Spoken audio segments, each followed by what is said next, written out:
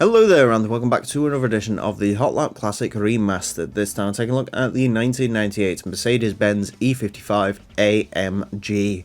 A proper Mercedes saloon takes on the course. And this one, I mean, you know, when I think of Mercedes, I do sort of think of this one. Despite that, not my favourite area of Mercedes design at all this. I don't like this model of E-Class. The C-Class that is in this game, I do like, but the one afterwards that sort of looked like a smaller, curvier version of this, I don't like. This was sort of the era of Mercedes going downhill. Admittedly, after a couple of years, the designs got better, but this is sort of when the reliability in the Mercedes, toughest thing in the world, sort of went amiss. Although I heard these E55s are pretty good. Anyways, the E55 in-game, this is one of the cars that benefits greatly from the Gran Turismo 2 Plus mod, because in the vanilla game, for whatever reason, there's no NA tuned stage 3, and the C43 actually gets more power than this, which doesn't really make a lot of sense, because as far as I'm aware, the engine in this and the engine in that are very similar, I think, unless that's a 6-cylinder, I'm talking out my arse, I might be doing that.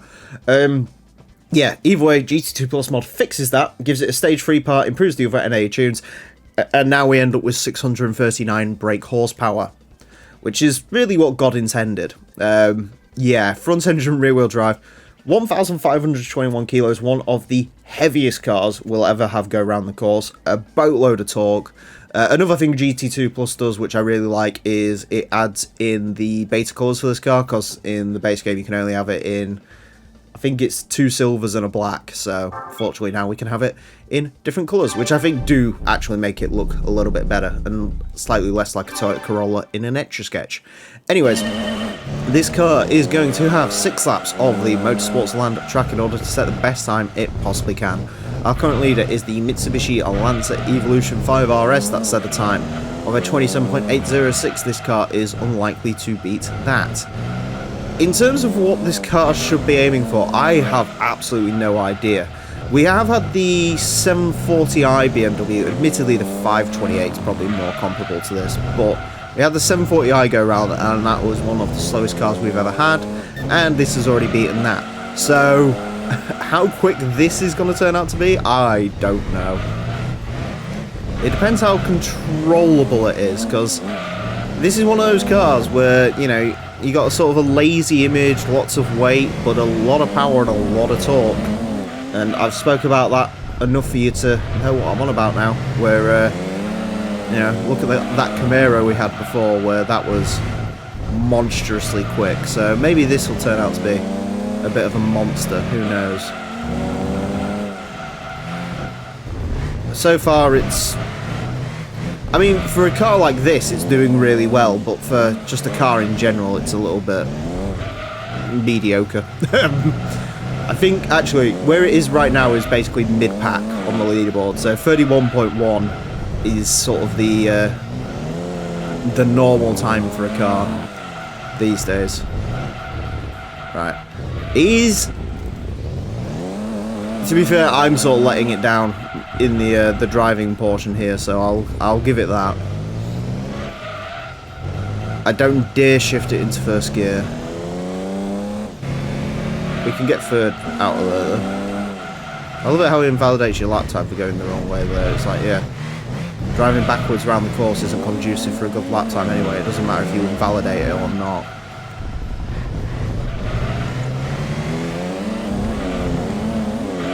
Try not to go sideways over the grass, because that does upset it a little bit.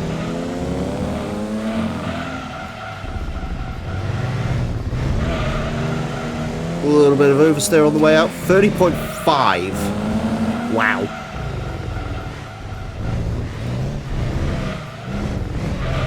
We are attending our conference very quickly, as it turns out.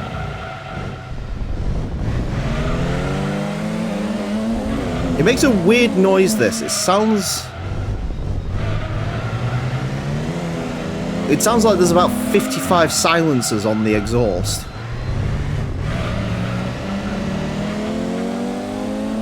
Like someone put one of those new Corvettes in stealth mode or something.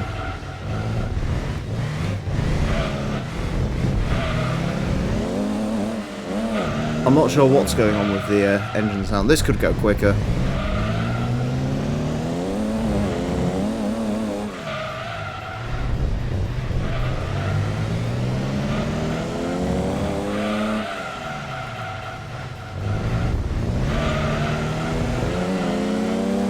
It is going to go very slightly quicker. Alright, cool. Yeah.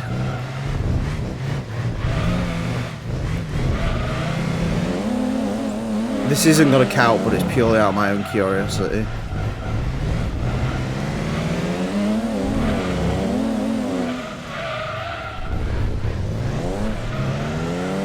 I honestly think there's probably like a 30.2 in this if you really kept pushing it, but unfortunately they're the ropes and that's the time it's got. But no, that was actually really good to drive, to be honest. Well, good to drive, relatively speaking.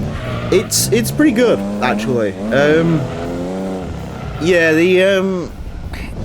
it's a little bit less controllable than I'd like it to be. In all honesty, 1,523 kilos, it does look ridiculous driving around here. 1,523 kilos, I'd actually like it to weigh a little bit more, in all honesty, because I feel like more weight might keep it down a little bit.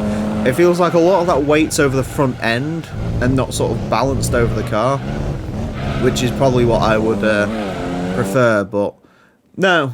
Alright, that was, I don't know, I'm a little bit gutted about that, because I think that definitely could go, and you can see there, I definitely think this could go a lot quicker, but unfortunately it's one of those cars where trying to get the lap time out of it is just difficult.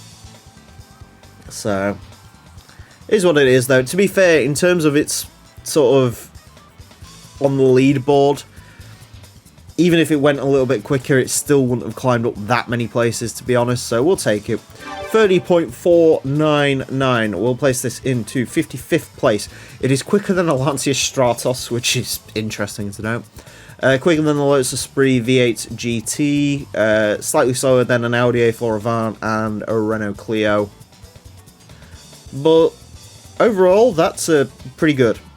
You know, for a car like this, especially, and you know, rear-wheel drive cars like the Supra that we've had go around with those ridiculous turbochargers, you know, that has a much better power-to-weight ratio than this does. Well, actually, to be fair, it's a Supra, it might weigh about the same as this, because they're not sports cars. Yeah, that wasn't very quick. Well, as this is very quick, because this can control its power a little bit better. I guess, for me, it's the argument, isn't it? What's better, turbocharging or natural aspiration for going around this course? And truthfully, I don't really know. Turbos for getting out of the corners, but I mean, natural aspiration for getting out of the corners alive, I guess. Yeah. Anyways, that's it for the E55. Thank you all very much for watching. Join me next time when I'll be joining something completely different. Until then, farewell.